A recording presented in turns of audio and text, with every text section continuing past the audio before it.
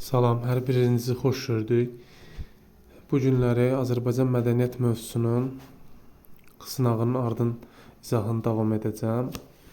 Deməli, baxırıq 33-cü suala, xəritə sualdır. Ağqoyunlu Yaqub Padişahın hakimiyyəti dövründə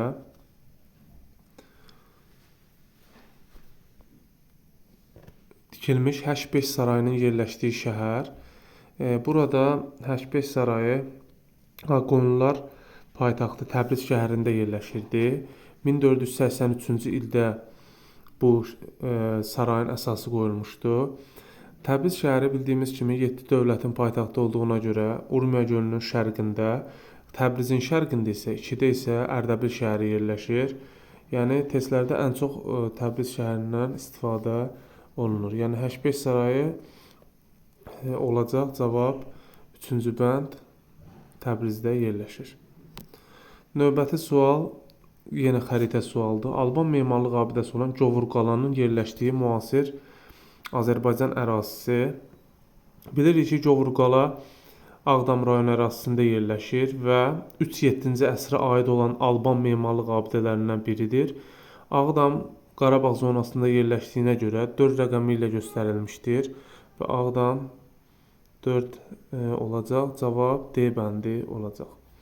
Növbəti sual yenə xəritə sualdır. Alban memarlıq abidəsi olan Cavanşir qalasının yerləşdiyi müasir Azərbaycan ərazisi. Bu da 3-7-ci əsrə aid olan Alban memarlıq abidəsidir. İsmayıllı rayonu 1 rəqəmi ilə göstərilmişdir. Yəni Cavanşir qalası İsmayıllı rayonu arasında yerləşir. Cavab Y bəndi olacaq. Növbəti sual 36-cı sual. Azərbaycan milli mətbuatının əsası qoyulmuşdur. Milli mətbuatın əsası 1875-ci ildə Əkinçi qəzetinin nəşrə başlaması ilə əsası qoyulmuşdur. Cavab C bəndi olacaq.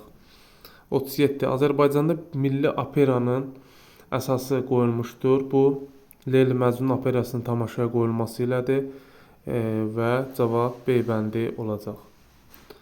Növbəti sual 38. Gəncənin məşhur qala qapıları düzəltdirilmişdir. Bu 1063-cü ildə Şəddadi hökmdarı Əbləsvar Şavurun göstərişi ilə İbrahim Osmanoğlu tərəfindən əsası qoyulan Gəncə qala qapıları, yəni 9-11-ci əsr memarlıq abidələrinə aiddir. Bu da 1063-cü il, yəni 11-ci əsrin 60-cı illərinin ikinci yarısı olmayacaq, çünki birinci yarısıdır.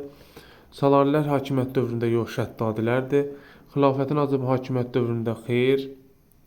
Yadelli hücumlarından qorunmaq məqsədi ilə bu cavab D olacaq.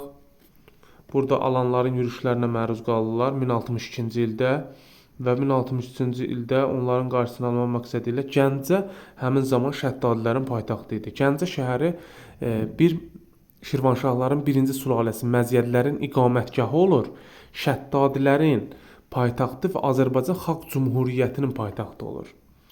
Burada isə Gəncə qala qapılarına aid oxşar, yəni düzəltdirilmişdir, yadelli hücumlarından qorunmaq məqsədi ilə.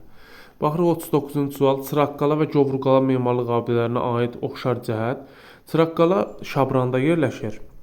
Baş hərfi belə idi. Şabran sözündə Şam kimi demişdim, yəni yadda elə qalır. Şabran, Çıraqqala, Govurqala Ağdamda yerləşir. 9-11-ci əsr memarlıq abidəsi deyil, 3-7-yə aiddir. İndiki Cənubi Azərbaycan ərazisində xeyr, Şabran və Govurqala Şimali Azərbaycanda müsəlman intibah mədəniyyətinə aid olmaları xeyr. Bu 12-ci əsr müsəlman intibah mədəniyyəti 12-13-cü əsrlərdir. Erkən orta əsrlərin Alban memarlıq abidələri bəli, cavab D bəndidir, 3-7-ci əsrə aid olacaq. Növbəti sual 40-cı sual. Cavanşir və Çarabker qalaları oxşar cəhət. Bizə deyir ki, ümumi cəhəti tapın. Cavanşir qalası İsmayıllı rayonu ərazisindədir. 3-7-ci əsr. Çarabker isə Ağdərədə yerləşir. Bu da 3-7-ci əsrə aid olan Alban memarlıq abidəsinə aiddir. Elə ki, bəndinə baxırıq, yenə erkən orta əsrlərin, yəni erkən orta əsrlər 3-11-ci əsrlərə əhatə edir. 3-7-ci əsrlərə aid olan Alban memarlıq abidələri kimi xarakterizə olunacaq. Növbəti sual 41-ci sual. Elxani hökmdarı Hülakü xanın dövründə inşasına başlanmışdır.